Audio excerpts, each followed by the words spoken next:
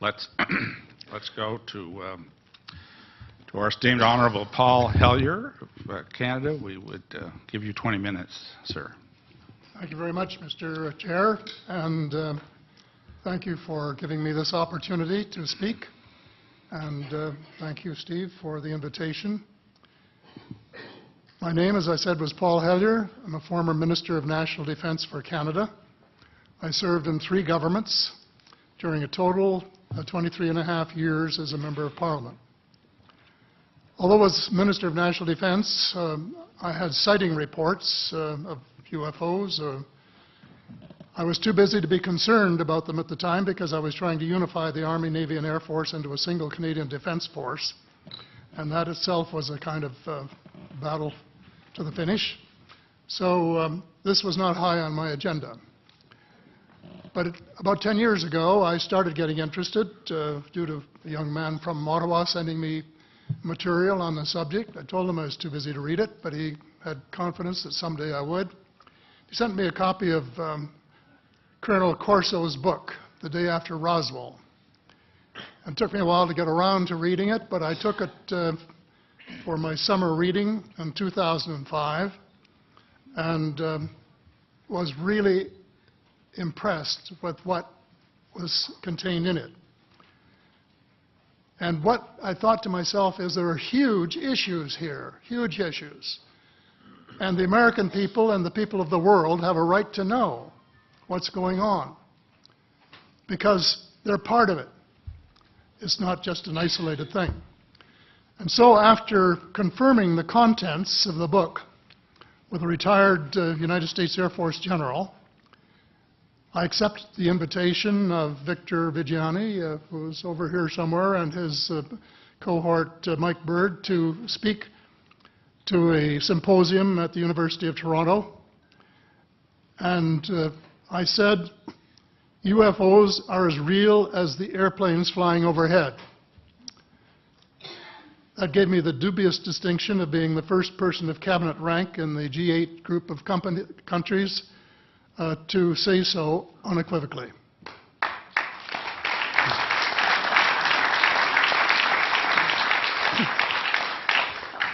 Since then, I've learned a lot from many sources, including a number of the fantastic witnesses that we have heard these last 4 days. They were so outstanding, I was just really blown away with them, the amount of information that was available. And I appreciate every single one of them. But because I'm not a ufologist, I'm a politician, there are only a few things that I want to add in that particular realm. First is that about in the 1960s sometime, there was a flotilla of UFOs headed south that crossed into NATO territory in Europe.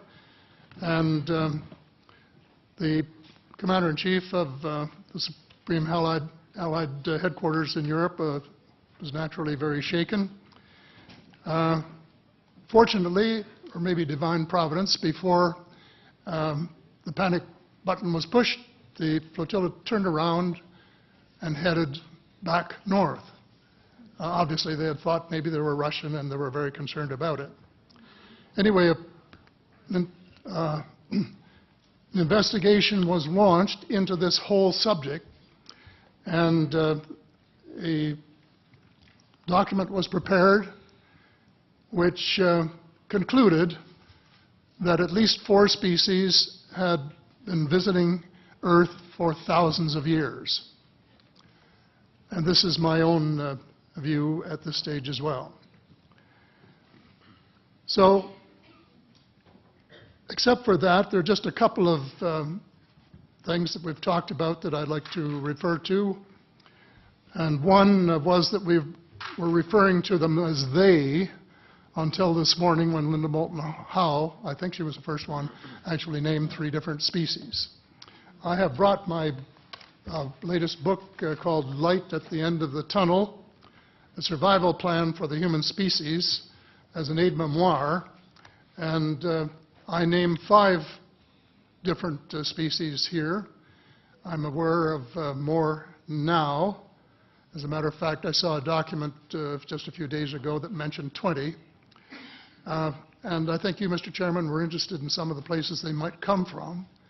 And I have in here Zeta Reticuli, R-E-T-I-C-U-L-I, Reticuli, the Pleiades, Orion, Andromeda, and the Altair star systems. So I don't think we can any more refer to them as they, because they're not an amorphous mass. They are different species and consequently may have different agendas. I don't think we can say that they all have the same agenda any more than we could say that the United States, China, and Russia had the same agenda. Our real interests may be very similar, but as of now, our perceived interests are still quite far apart. One more observation before I begin what I want to say, and that is that we spent quite a bit of time talking about the 66-year-old cadavers.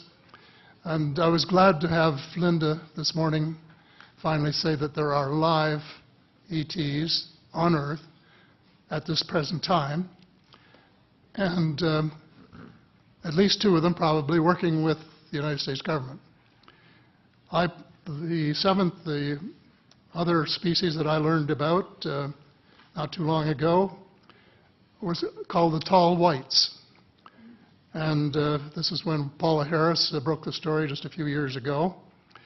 And through her good offices, I had the chance to talk for about 3 hours with former Airman Charles Hall and listen to this absolutely fascinating story of how he was working with, first of all, he was scared out of his skin, but after that, when he got to know them, how he was working with, and finally they became to trust each other and have a good working relationship with the tall whites at the gunnery range at Indian Springs in Nevada. And these tall whites were living on United States Air Force property and working in cooperation with the United States Air Force and sharing technology with them. He wrote a book, incidentally, called Millennial Hospitality. There are 4 different versions, but Paula says that Millennial Hospitality number 2 is the best. I think that's the one I read, and it's a very interesting read if you want to sort of get inside the problem of what it's like to bump into these people floating across the terrain in the desert. Well, enough on that for now. My interest is in full disclosure. And my only caveat is I think probably I would say 95 to 98% full disclosure. I know of 1 or 2 things that I'm not sure should be in the public domain, at least yet. They will be someday, I'm sure, but not maybe immediately. But just as children survive the idea of the Tooth Fairy and Santa Claus when they become adult, I think that tax-paying citizens are quite capable of accepting the new and broader reality that we live in a cosmos teeming with life of various sorts. The fact that some other civilizations are more advanced than we are may be humbling, but that could be a necessary step in our survival.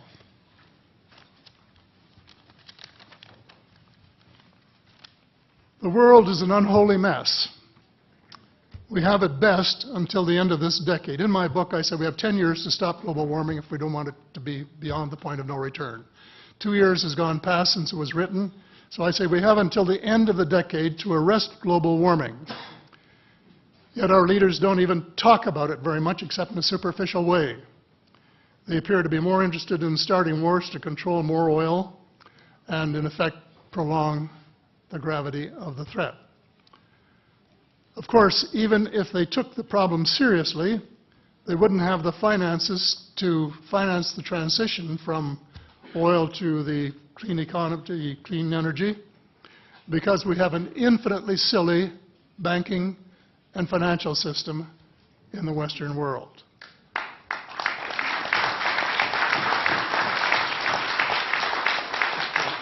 And the United States Congress, I regret to say, is partly responsible, and I'd be glad to elaborate on that later if you're interested. And finally, they need the technology for clean energy. It exists, and it's being kept secret by the same vested interests who control our destiny. Who are these vested interests, and what are they up to? Well, Senator, you were talking about a military junta. In my opinion, that is true, but I have broadened and deepened the definition to cabal, and the cabal comprises members of the Three Sisters: the Council on Foreign Relations, the Bilderbergers, and the Trilateral Commission, the International Banking Cartel, the Oil Cartel, members of various intelligence organizations, and select members of the military junta, who together have become a shadow government of not only the United States, but of much of the Western world. The Council on Foreign Relations is the oldest of the Three Sisters, and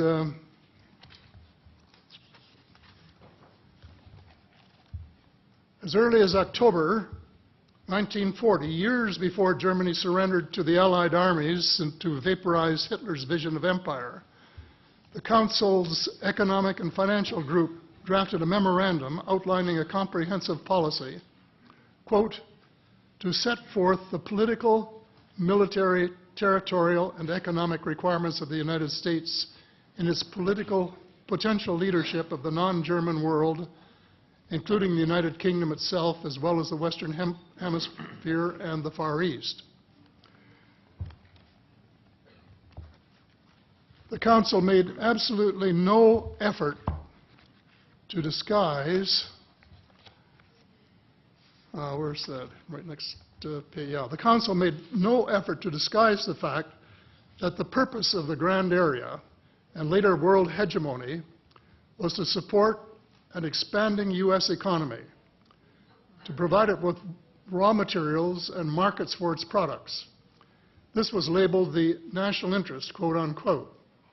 It was equally clear that the national interest was the interest of the ruling elite, whose members comprised the Council. The real interests of the majority of rank-and-file Americans was never a factor in the equation. So, Mr.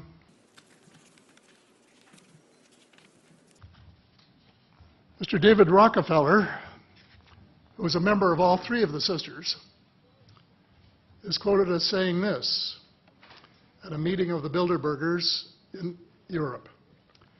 We are grateful to the Washington Post, the New York Times, Time magazine, and other great publications whose directors have attended our meetings and respected their promises of discretion for almost 40 years. It would have been impossible for us to develop our plan for the world if we had been subjected to the lights of publicity during those years.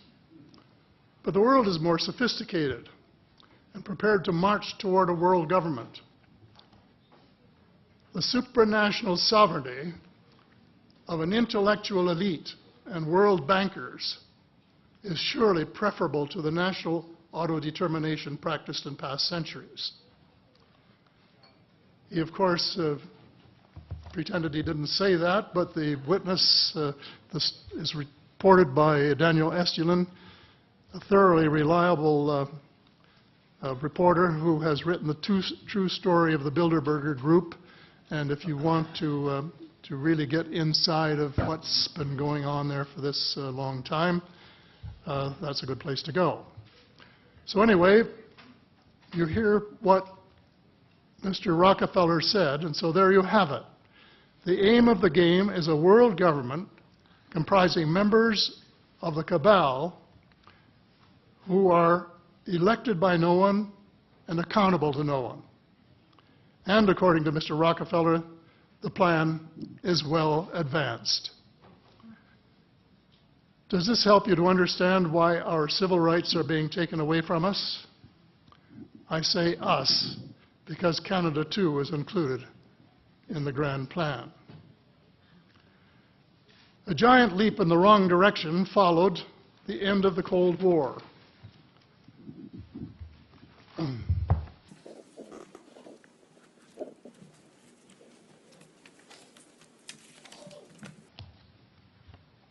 No one could have been happier than I was when the Berlin Wall came down on November the 9th, 1989. The elation on our side of the curtain was near universal, and very significant on the other side as one country after another regained its freedom. Nearly everyone believed that it was the dawn of a new era of peace and prosperity for people everywhere. There was much talk of a peace dividend. The prospects were dazzling in their scope and diversity. It was a unique and God-given opportunity for a new, braver, and fairer world. We blew it. We blew the chance of a lifetime to do good things. A small group of zealots undermined our golden opportunity to pursue peace, not war, and little did we dream that they had a vastly different vision of the new world order. Their plan, which is now commonly known as the Project for a New American Century, included preventive wars in clear violation of international law, regime change wherever and whenever the U.S. desires, and if they can get away with it without excessive casualties, and the establishment of a kind of economic and cultural hegemony with America acting as constabulary, quote unquote. That was their word, globally. This was to be accomplished without authority of the United Nations and without the restraint of existing international treaties. It would involve a military buildup unprecedented in peacetime history and could trigger an arms race, which is precisely the opposite of the peace dividend that the world had rightly looked forward to. The Machiavellian scheme involved secret police, the curtailment of civil liberties in defiance of the U.S. Constitution, and a moribund economy operating way below its potential. Exactly those features for which the Soviet Union was held in contempt. The initial draft of the document was so controversial when it was leaked to the New York Times that it had to be rewritten, but it was not changed very much, just the cosmetics, enough to make it politically acceptable. So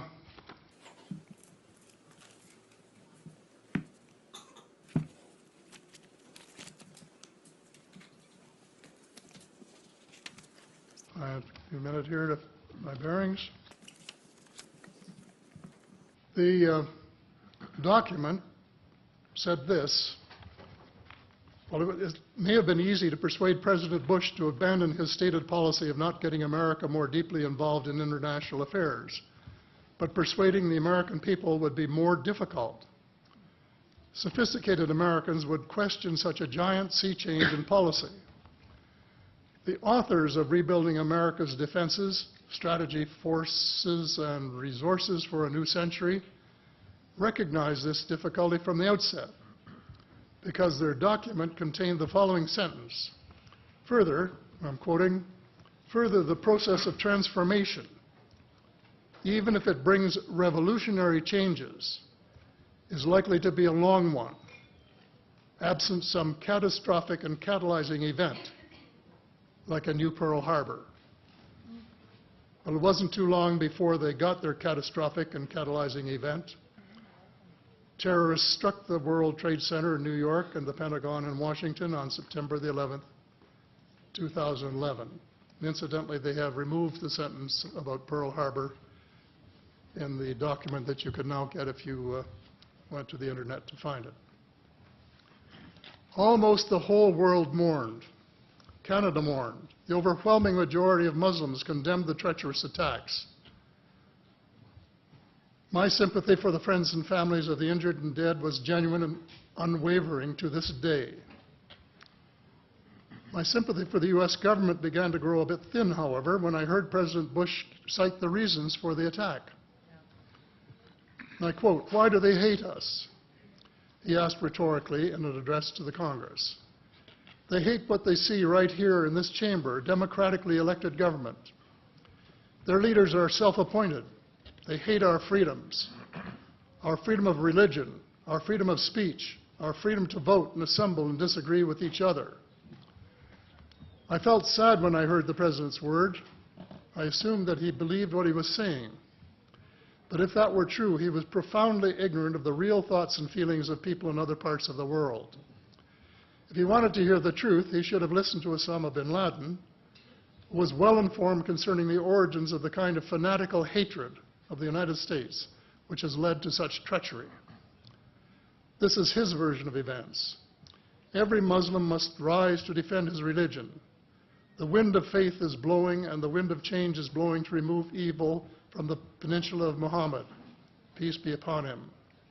As to America, I say to you and its people a few words. I swear to God that America will not live in peace before peace reigns in Palestine and before all the army of infidels depart the land of Muhammad. Peace be upon him. That is clear enough. The dislike of America has nothing to do with democracy versus dictatorship, or wealth, or freedom of religion, or freedom of assembly. It is directly related to American foot-dragging and stick-handling a just settlement of the Palestinian question. Mr. Hellyer, I'd hate to interrupt. Time has expired, but I'm very happy if the panel has no objection to allow another minute or two to finish your statement. How much time do you think you need to finish it? I think probably somewhere between 1 and 5 minutes, most. I think we'll give you 2 minutes to finish your statement, as much as I'd like to grant more. Thank you. Okay. In short, American foreign policy was the root of the conflict. So here we are more than a decade later fighting another war that can't be won. There is no country on earth powerful enough to protect its citizens against fanatical hate, as we learned from the Boston Marathon. And the mere attempt to pursue the impossible pits neighbor against neighbor and the state power structure against everyone. All of the freedoms won by the millions of men and women who fought and died in World War II are being flushed unceremoniously down the drain. The only hope of peace is a negotiated settlement. This will require a paradigm shift in American attitudes. It involves a de facto renunciation of the plan for a new American energy and the adoption of a pledge of cooperation with all humankind to build the kind of world which we are collectively capable of. Young people everywhere need to be challenged by a noble cause. They need to be involved in arresting global warming, creating a banking system that is just and sustainable, and lead the way in the transformation to the new reality that we have to live in harmony with our celestial neighbors, as well as seeking peace on earth. In a word, we have to become spiritual beings and practice the one tenet that the world's major religions have in common, and that is the Golden Rule. In this field, too, and I just want to read one paragraph at this time, if you'll allow me, Mr. Chair. Well, we will allow that, but there's only about 30 seconds, so I hope you can conclude it with that statement. Fast. Thank you. This is from the late Dr. John Mack, an American secular Jewish psychiatrist who became a world leader in interviewing abductees, or experiencers, as he called them, came to this conclusion in a startling book, Passport to the Cosmos. Quote, although the aliens are not themselves gods, their behavior is sometimes anything but godlike. Abductees consistently report that the beings seem closer to the Godhead than we are, acting as messengers, guardian spirits, or angels, intermediaries between us and the divine source. Thank you. Thank you very much.